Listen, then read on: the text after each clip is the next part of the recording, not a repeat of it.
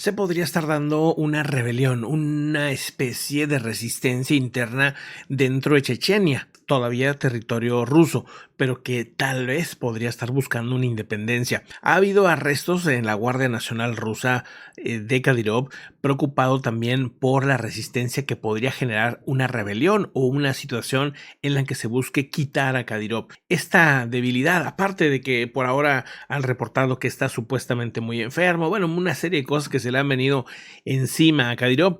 Ahora mismo el ministro de Defensa de Ucrania, Oleksiy Reznikov, habría dicho que el ejército ucraniano podría lanzar una contraofensiva en abril o mayo, dependiendo de cómo esté el clima. Esta situación ha generado que el conocido como señor de la guerra, Ramzan Kadyrov, que está aquí en pantalla, esté preocupado porque hay, por un lado, la presión de Rusia que meta más chechenos a la guerra, meter más soldados de Chechenia que controla Kadyrov hacia el conflicto, y por otro lado también, y cosa que obviamente lo vuelve impopular en la zona y hace que posibles rebeliones puedan ser más duras. Por otro lado, la reacción del mismo Kadyrov al asalto de la estación. Ayer les platiqué que una estación de policías en Gudermes, una zona chechenia, ¿no? En parte de Rusia, muy al sur, ¿no? Ahí hubo un enfrentamiento. Un grupo de personas empezaron a dispararle hacia este lugar, ¿no? Hacia esta estación de policías, donde cerca de ahí toda esa zona está muy militarizada porque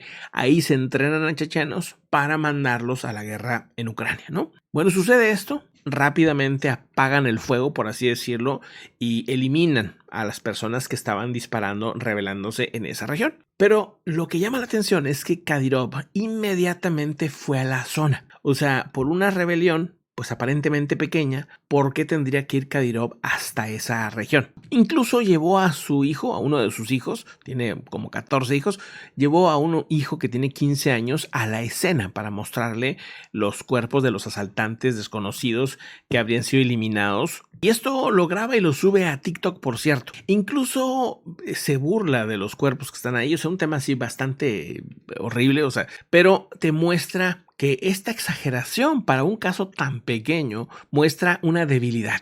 Según el Instituto de la Guerra, el hecho de que la respuesta de Kadyrov fuera tan inmediata y que fuera tan directo, incluso que fuera a la zona, aseguran que se ve como una debilidad de su gobierno. Pareciera que le está dando o mucha importancia a esto o tal vez la tenga. Tal vez esta resistencia es más grande de lo que se parece dentro de esta zona autónoma o república autónoma de Chechenia en esa región de Rusia. Parece que Rusia e Irán, por otro lado, están profundizando lazos, por lo que esa búsqueda externa para buscar apoyo está generando que alguien como Kadyrov y personajes también como Yevgeny Prigozhin ya no sean tan relevantes como lo llegaron a ser en su momento. Esto está tambaleando algunos puntos claves poderosos de Rusia, mientras según el Instituto de la Guerra ha anotado la cooperación militar ruso-iraní a gran escala contra Ucrania. Y sí es muy probable que parte del personal iraní estuviera en Ucrania para apoyar los ataques contra la infraestructura civil de ese país. Este dibujo de una pequeña que metió a su papá a la cárcel por 2 años por un dibujo en el que hablaba de la paz en una escuela rusa ha llamado la atención, ya que el mismo Prigozhin, el jefe del grupo Wagner, el propietario del grupo Wagner, grupo de mercenarios rusos, criticó la decisión de enviar a la cárcel a esta persona, a este señor, por un simple dibujo, por una simple crítica, a pesar de que el mismo Prigozhin habría estado de acuerdo en que las leyes fueran más duras para las personas que desacrediten las Fuerzas Armadas por delitos penales. Le pareció una exageración esta situación. Y ahí otra vez muestra cómo tanto Prigozhin como Kadyrov ya no son bien vistos en la élite más cercana a Vladimir Putin, y ellos cada quien andan pues opinando cosas distintas y haciendo cosas pues que ya no están en la misma línea.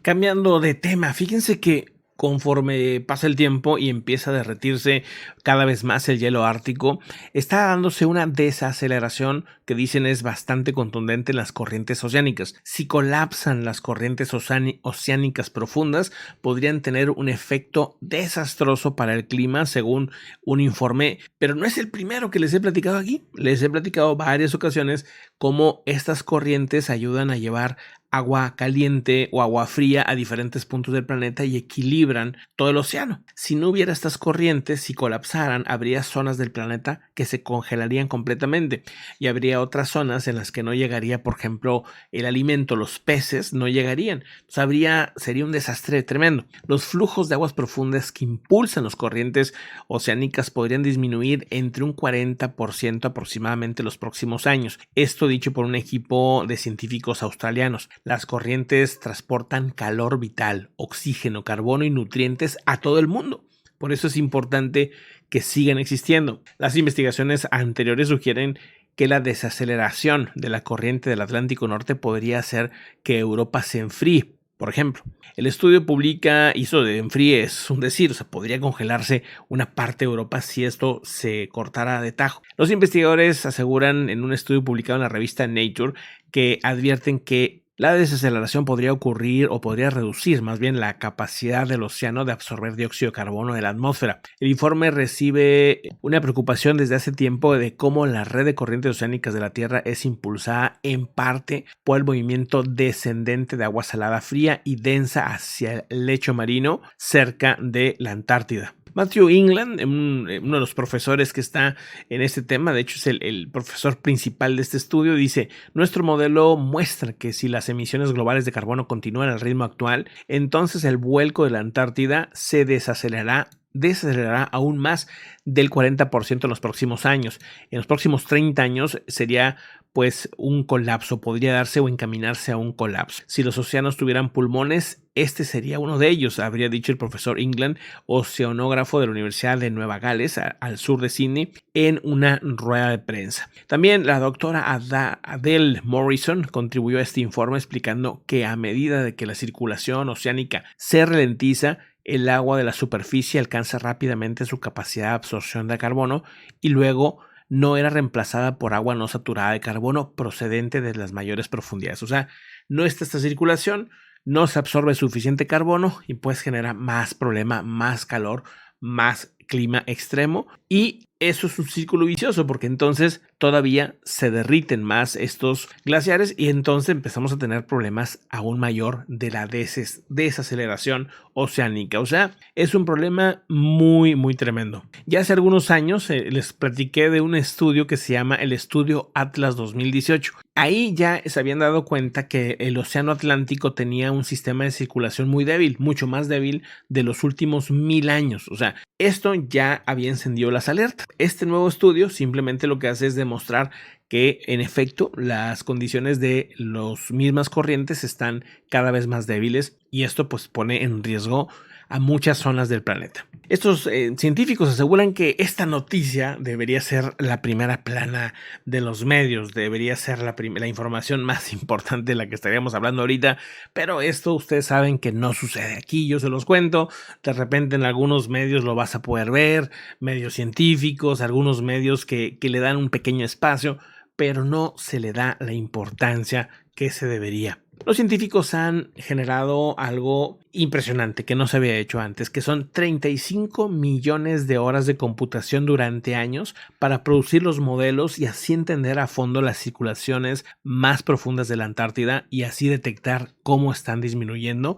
Dice, estas podrían disminuir el doble de la tasa de disminución del Atlántico Norte, o sea, podría ser más rápido el problema de lo que